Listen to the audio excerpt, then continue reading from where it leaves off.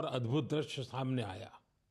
2000 से ज्यादा आदिवासी छात्रों ने 108 मिनट तक 108 सूर्य नमस्कार किए। सोचिए कितना अनुशासन, कितना समर्पण रहा होगा। हमारे नौसेना के जहाजों पर भी योग की भव्य झलक दिखी। तेलंगाना में 3000 दिव्यांग साथियों ने एक साथ योग शिविर में भाग लिया। उन्होंने दिखाया कि योग किस तरह सशक्तिकरण का माध्यम भी है। दिल्ली के लोगों ने योग को स्वच्छ यमुना के संकल्प से जोड़ा और यमुना तट पर जाकर योग किया। जम्मू कश्मीर में चिनाब ब्रिज, जो दुनिया का सबसे ऊंचा रेलवे ब्रिज है, वहां भी लोगों ने योग किया। हिमालय की बर्फीली चोटियां और आईटीबीपी के जवान, वहां भी योग दिखा। साहस और साधना साथ साथ चले। गुजरात के लोगों ने भी एक नया इतिहास रचा।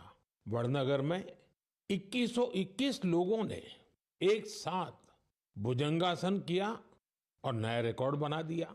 न्यूयॉर्क, लंदन, टोक्यो, पेरिस, दुनिया के हर बड़े शहर से योग की तस्वीरें आई और हर तस्वीर में एक बात खास रही: शांति, स्थिरता और संतुलन। इस बार की थीम भी बहुत विशेष थी, yoga for one earth one health, यानी एक पृथ्वी एक स्वास्थ्य। ये सिर्फ एक नारा नहीं है, एक दिशा है जो हमें वसुधैव कुटुंबकम का एहसास कराती है।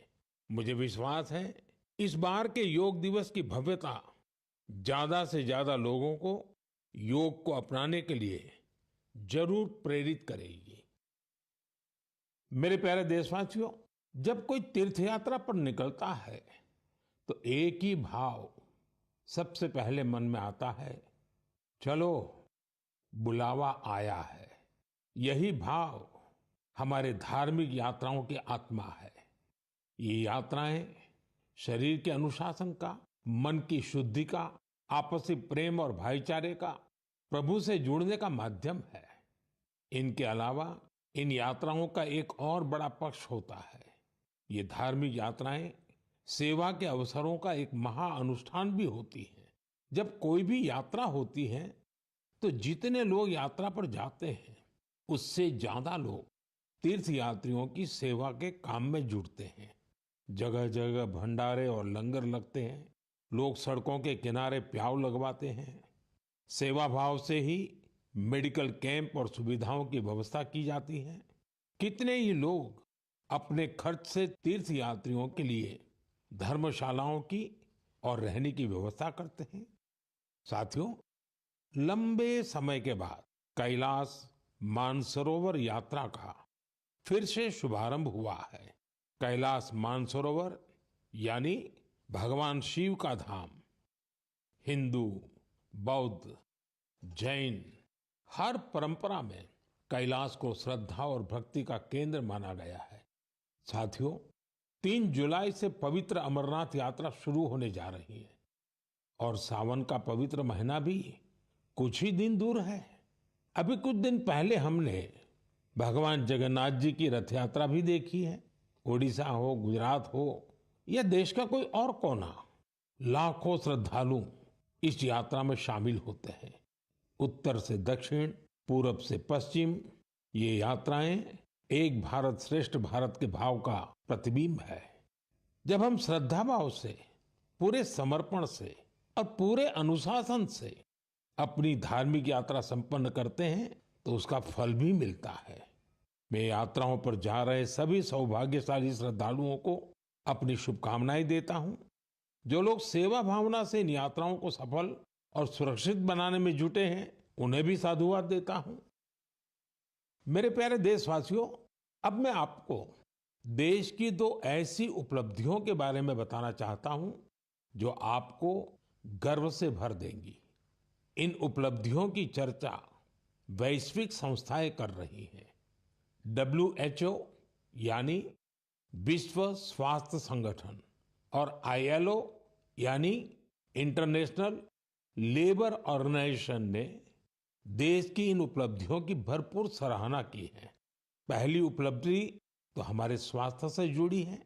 आप में से बहुत से लोगों ने आंखों की एक बीमारी के बारे में सुना होगा, ट्रैकोमा।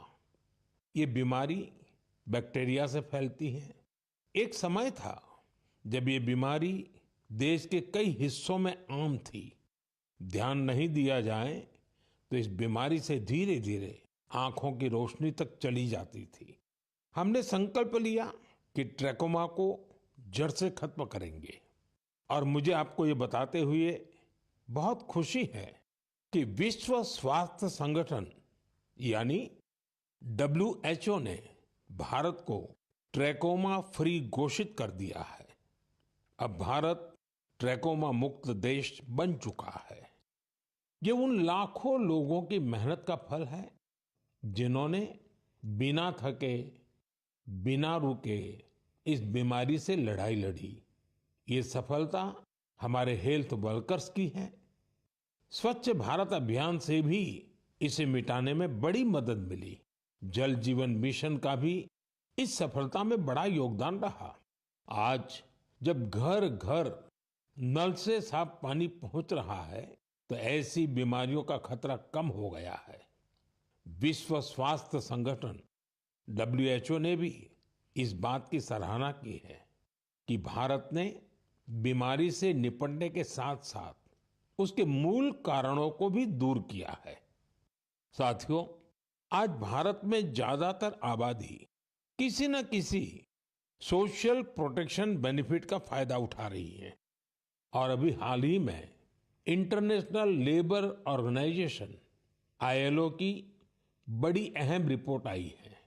इस रिपोर्ट में कहा गया है कि भारत की 64%, 64% से ज्यादा आबादी को अब कोई न कोई सोशल प्रोटेक्शन बेनिफिट जरूर मिल रहा है। सामाजिक सुरक्षा ये दुनिया की सबसे बड़ी कवरेज में से एक है। आज देश के लगभग 95 करोड़ 95 करोड़ लोग किसी ना किसी सोशल सिक्योरिटी योजना का लाभ पा रहे हैं, जबकि 2015 तक 25 करोड़ से भी कम लोगों तक सरकारी योजनाएं पहुंच पाती थी। साथियों, भारत में स्वास्थ्य से लेकर सामाजिक सुरक्षा तक हर क्षेत्र में देश सैचुरेशन की भावना से आगे बढ़ रहा है। ये सामाजिक न्याय की भी उत्तम तस्वीर है। इन सफलताओं ने एक विश्वास जगाया है कि आने वाला समय और बेहतर होगा। हर कदम पर भारत और भी सशक्त होगा। मेरे प्यारे देशवासियों, जन भागीदारी की शक्ति से बड़े बड़े संकटों का मुकाबला किया जा सकता है। मैं आपको एक ऑडियो सुनाता हूं। इस ऑडियो में आपको उस संकट की भयावहता का अंदाजा लगेगा। वो संकट कितना बड़ा था, पहले वो सुनिए, समझिए।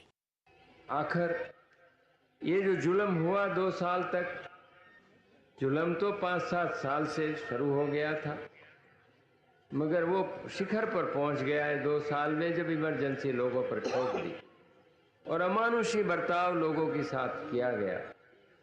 लोगों के स्वतंत्रता के हक छीन लिए गए। अखबारों को कोई स्वतंत्रता न रही। न्यायालय बिल्कुल निर्बल बना दिए गए और जिस ढंग से 1 लाख से ज्यादा लोगों को जेल में बंद कर दिए और फिर अपने मनमानी राज की ओर से होती रही, उसकी मिसाल दुनिया के इतिहास में भी मिलना मुश्किल है। साथियों, ये आवाज देश के पूर्व प्रधानमंत्री श्रीमान मोरारजी भाई देसाई की है। उन्होंने संक्षेप में लेकिन बहुत ही स्पष्ट तरीके से इमरजेंसी के बारे में बताया। आप कल्पना कर सकते हैं वो दौर कैसा था।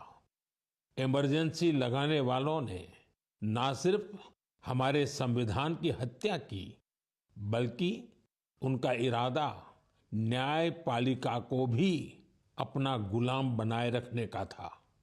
इस दौरान लोगों को बड़े पैमाने पर प्रताड़ित किया गया था। इसके ऐसे अनेक उदाहरण हैं जिन्हें कभी भी भुलाया नहीं जा सकता। जॉर्ज फर्नांडिस साहब को जंजीरों में बांधा गया था। अनेक लोगों को कठोर यातनाएं दी गई। मिसा के तहत किसी को भी ऐसे ही गिरफ्तार कर लिया जाता था। स्टूडेंट्स को भी परेशान किया गया। अभिव्यक्ति की आजादी का भी गला घोंट दिया गया। साथियों, उस दौर में जो हजारों लोग गिरफ्तार किए गए, उन पर ऐसे ही अमानवीय अत्याचार हुए। लेकिन ये भारत की जनता का सामर्थ्य है कि वो झुकी नहीं, टूटी नहीं और लोकतंत्र के साथ कोई समझौता उसने स्वीकार नहीं किया। आखिरकार जनता जनार्दन की जीत हुई। आपातकाल हटा लिया गया और आपातकाल थोपने वाले हार गए। बाबू जगजीवन राम जी ने इस बारे में बहुत ही सशक्त तरीके से अपनी बातें रखी थी। बहनों और भाइयों, पिछला चुनाव नहीं था, भारत की जनता का एक महान अभियान था। उस समय के परिस्थितियों को बदल देने का, तानाशाही के धारा को मोड़ देने का और भारत में प्रजातंत्र की बुनियाद को मजबूत कर देने का। अटल जी ने भी तब अपने ही अंदाज में जो कुछ कहा था वो भी हमें जरूर सुनना चाहिए। बहनों और भाइयों, देश में जो कुछ हुआ उसे केवल चुनाव नहीं कह सकते। एक शांतिपूर्ण क्रांति हुई है। लोक शक्ति की लहर ने लोकतंत्र की हत्या करने वालों को इतिहास के कूड़ेदान में फेंक दिया है। साथियों, देश पर इमरजेंसी थोपे जाने के 50 वर्ष कुछ दिन पहले ही पूरे हुए हैं। हम देशवासियों ने संविधान हत्या दिवस मनाया है।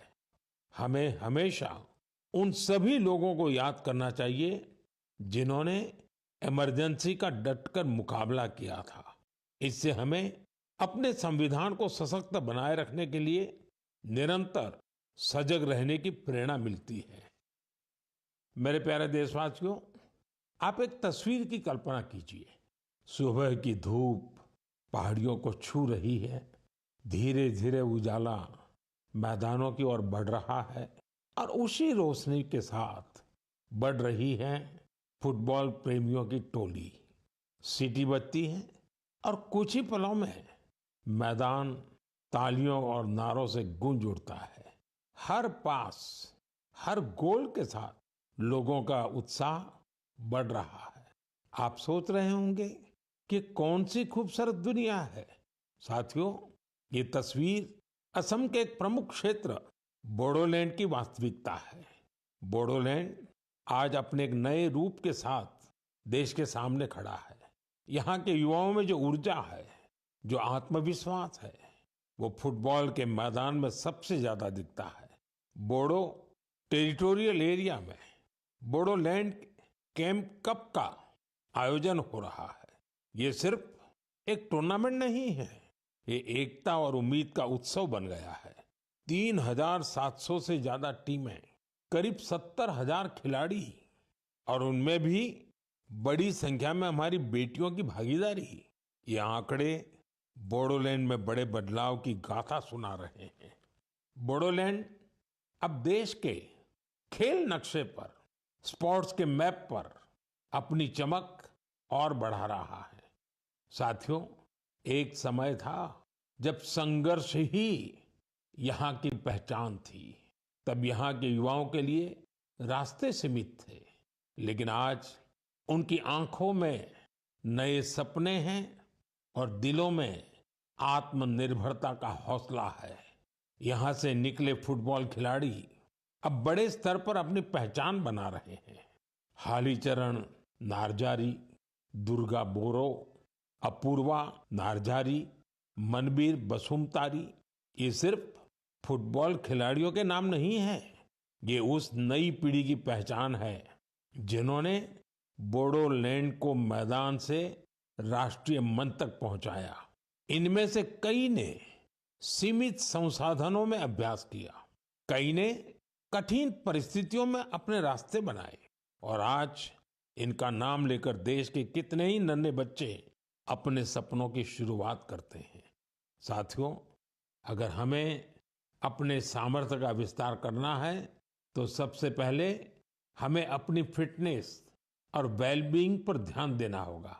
वैसे साथियों, फिटनेस के लिए, ओबेसिटी कम करने के लिए मेरा एक सुझाव आपको याद है ना? खाने में 10% तेल कम करो, मोटापा घटाओ। जब आप फिट होंगे तो जीवन में और ज्यादा सुपर हिट होंगे।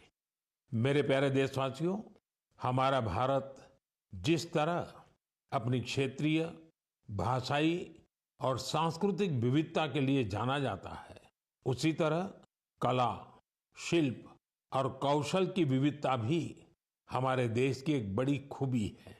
आप जिस क्षेत्र में जाएंगे वहां की कुछ न कुछ खास और लोकल चीज के बारे में आपको पता चलेगा। हम अक्सर मन की बात में देश के ऐसे यूनिक प्रोडक्ट्स के बारे में बात करते हैं।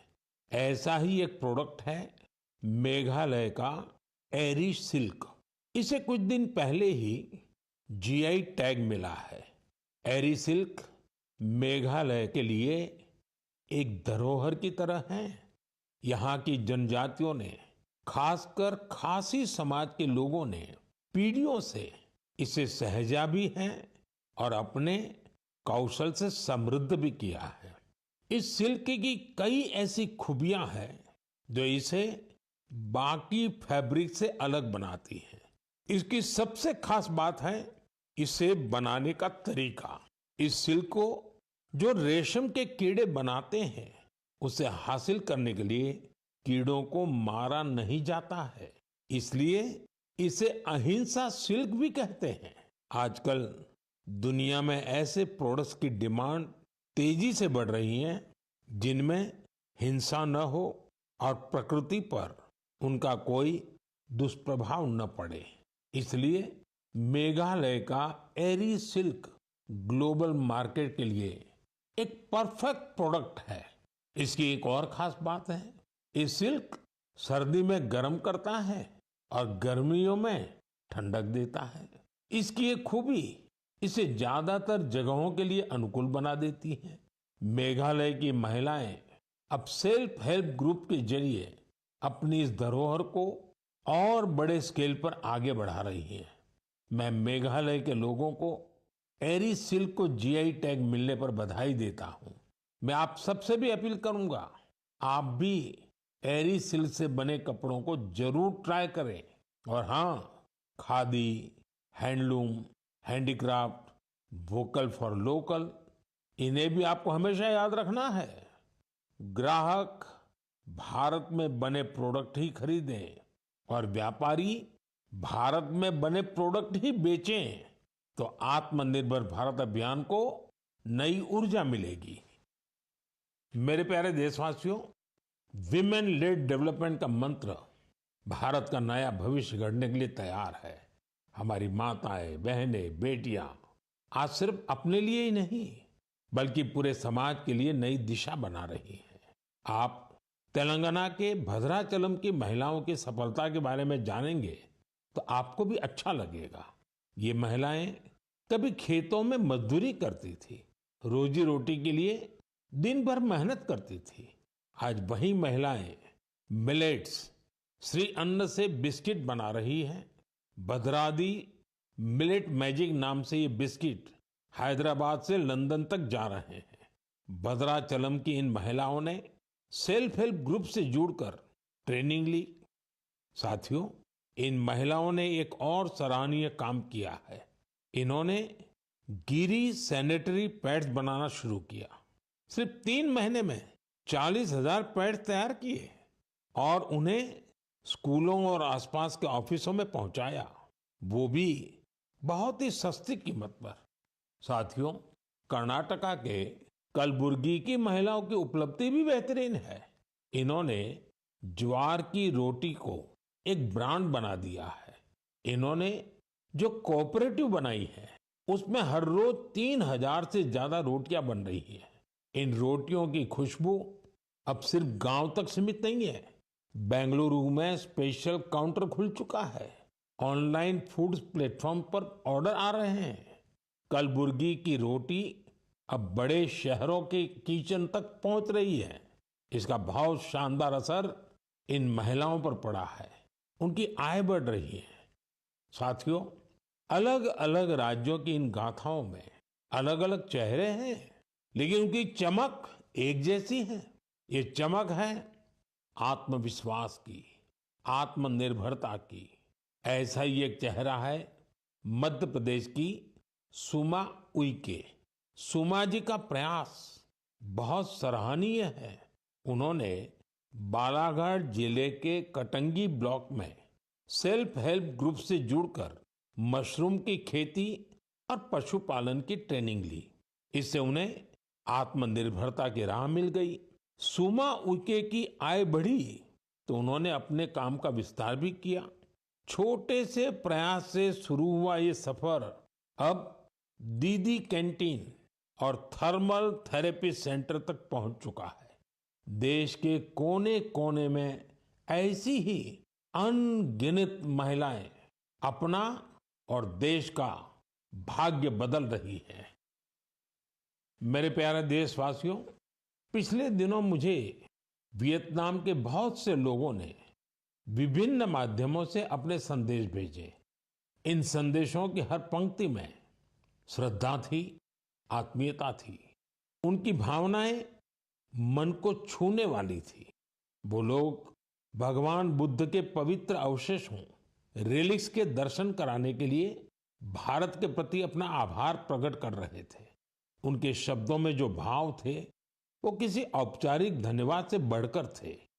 साथियों, मूल रूप से भगवान बुद्ध के इन पवित्र अवशेषों की खोज आंध्र प्रदेश में पालनाडु जिले के नागार्जुन कोंडा में हुई थी। इस जगह का बौद्ध धर्म से गहरा नाता रहा है। कहा जाता है कि कभी इस स्थान पर श्रीलंका और चीन सहित दूर दूर के लोग आते थे। साथियों, पिछले महीने भगवान बुद्ध के इन पवित्र अवशेषों को भारत से वियतनाम ले जाया गया था। वहां के 9 अलग अलग स्थानों पर इन्हें जनता के दर्शन के लिए रखा गया। भारत की पहल एक तरह से वियतनाम के लिए राष्ट्रीय उत्सव बन गई। आप कल्पना कर सकते हैं, करीब 10 करोड़ लोगों की आबादी वाले वियतनाम में 1.5 करोड़ से ज्यादा लोगों ने भगवान बुद्ध के पवित्र अवशेषों के दर्शन किए। सोशल मीडिया पर जो तस्वीरें और वीडियो मैंने देखे, उन्होंने ये एहसास कराया कि श्रद्धा की कोई सीमा नहीं होती। बारिश हो, तेज धूप हो, लोग घंटों कतारों में खड़े रहे। बच्चे, बुजुर्ग, दिव्यांगजन सभी भाव विभोर थे। वियतनाम के राष्ट्रपति, उप प्रधानमंत्री, वरिष्ठ मंत्री, हर कोई नतमस्तक था। इस यात्रा के प्रति वहां के लोगों में सम्मान का भाव इतना गहरा था कि वियतनाम सरकार ने इसे 12 दिन के लिए और आगे बढ़ाने का आग्रह किया था और इसे भारत ने सहर्ष स्वीकार कर लिया। साथियों, भगवान बुद्ध के विचारों में वो शक्ति है जो देशों, संस्कृतियों और लोगों को एक सूत्र में बांधती है। इससे पहले भगवान बुद्ध के पवित्र अवशेष थाईलैंड और मंगोलिया ले जाए गए थे और वहां भी श्रद्धा का यही भाव देखा गया। मेरा आप सभी से भी आग्रह है कि अपने राज्य के बौद्ध स्थलों की यात्रा अवश्य करें। एक आध्यात्मिक अनुभव होगा, साथ ही हमारी सांस्कृतिक विरासत से जुड़ने का एक सुंदर अवसर भी बनेगा। मेरे प्यारे देशवासियों, इस महीने हम सब ने विश्व पर्यावरण दिवस मनाया। मुझे आपके हजारों संदेश मिले। कई लोगों ने अपने आसपास के उन साथियों के बारे में बताया जो अकेले ही पर्यावरण बचाने के लिए निकल पड़े थे और फिर उनके साथ पूरा समाज जुड़ गया। सबका यही योगदान हमारी धरती के लिए बड़ी ताकत बन रहा है। पुणे के श्री रमेश खरमाले जी, उनके कार्यों को जानकर आपको बहुत प्रेरणा मिलेगी। जब हफ्ते के अंत में लोग आराम करते हैं तो रमेश जी और उनका परिवार कुदाल और फावड़ा लेकर निकल पड़ते हैं। जानते हैं कहाँ? जुन्नर की पहाड़ियों की ओर। धूप हो या ऊंची चढ़ाई, उनके कदम रुकते नहीं। वो झाड़ियां साफ करते हैं, पानी रोकने के लिए ट्रेंच खोदते हैं और बीज बोते हैं। उन्होंने सिर्फ 2 महीनों में 70 ट्रेंच बना डाले। रमेश जी ने कई सारे छोटे तालाब बनाए हैं, सैकड़ों पेड़ लगाए हैं। वो एक ऑक्सीजन पार्क भी बनवा रहे हैं। नतीजा ये हुआ कि यहाँ अब पक्षी लौटने लगे हैं, वन्य जीवन को नई सांसें मिल रही हैं। साथियों, पर्यावरण के लिए एक और सुंदर पहल देखने को मिली है गुजरात के अहमदाबाद शहर में। यहाँ नगर निगम ने मिशन फॉर मिलियन ट्रीज अभियान शुरू किया है। लक्ष्य है लाखों पेड़ लगाना। इस अभियान की एक खास बात है सिंदूर वन। यह वन ऑपरेशन सिंदूर के वीरों को समर्पित है। सिंदूर के पौधे उन बहादुरों की याद में लगाए जा रहे हैं जिन्होंने देश के लिए सब कुछ समर्पित कर दिया। यहाँ एक और अभियान को नई गति दी जा रही है, एक पेड़ मां के नाम। इस अभियान के तहत देश में करोड़ों पेड़ लगाए जा चुके हैं। आप भी अपने आप के गांव या शहर में चल रहे ऐसे अभियान में जरूर हिस्सा लीजिए। पेड़ लगाइए, पानी बचाइए, धरती की सेवा कीजिए, क्योंकि जब हम प्रकृति को बचाते हैं तो असल में हम अपनी आने वाली पीढ़ियों को सुरक्षित करते हैं। साथियों, महाराष्ट्र के एक गांव ने भी बड़ी शानदार मिसाल पेश की है। छत्रपति संभाजीनगर जिले की ग्राम पंचायत है पाटोदा। ये कार्बन न्यूट्रल गांव पंचायत है। इस गांव में कोई अपने घर के बाहर कचरा नहीं फेंकता। हर घर से कचरा इकट्ठा करने की पूरी व्यवस्था है। यहाँ गंदे पानी का ट्रीटमेंट भी होता है। बिना साफ किए कोई पानी नदी में नहीं जाता। यहाँ उपलों से अंतिम संस्कार होता है और उस राख से दिवंगत के नाम पर पौधा लगाया जाता है। इस गांव में साफ सफाई भी देखते ही बनती है। छोटी छोटी आदतें जब सामूहिक संकल्प बन जाती हैं तो बड़ा बदलाव तय हो जाता है। मेरे प्यारे साथियों, इस समय सबकी निगाहें इंटरनेशनल स्पेस सेंटर पर भी है। भारत ने एक नया इतिहास रचा है। मेरी कल ग्रुप कैप्टन शुभांशु शुक्ला से बात भी हुई है। आपने भी शुभांशु से मेरी बातचीत को जरूर सुना होगा। अभी शुभांशु को कुछ और दिन इंटरनेशनल स्पेस सेंटर रहना है। हम मिशंस के बारे में और बातें करेंगे, लेकिन मन की बात के अगले एपिसोड में। अब समय है इस एपिसोड में आपसे विदा लेने का। लेकिन साथियों, जाते जाते मैं आपको एक खास दिन की याद दिलाना चाहता हूं। 1 जुलाई, परसों, यानी 1 जुलाई को हम 2 बेहद महत्वपूर्ण प्रोफेशंस का सम्मान करते हैं, डॉक्टर्स और सीए। ये दोनों ही समाज के ऐसे स्तंभ हैं जो हमारी जिंदगी को बेहतर बनाते हैं। डॉक्टर हमारे स्वास्थ्य के रक्षक हैं और सीए चार्टर्ड अकाउंटेंट आर्थिक जीवन के मार्गदर्शक हैं। मेरी सभी डॉक्टर्स और चार्टर्ड अकाउंटेंट्स को ढेर सारी शुभकामनाएं। साथियों, आपके सुझावों का मुझे हमेशा इंतजार रहता है। मन की बात का अगला एपिसोड आपके इन्हीं सुझावों से और समृद्ध होगा। फिर मुलाकात होगी नई बातों के साथ, नई प्रेरणाओं के साथ, देशवासियों की नई उपलब्धियों के साथ। बहुत बहुत धन्यवाद। नमस्कार।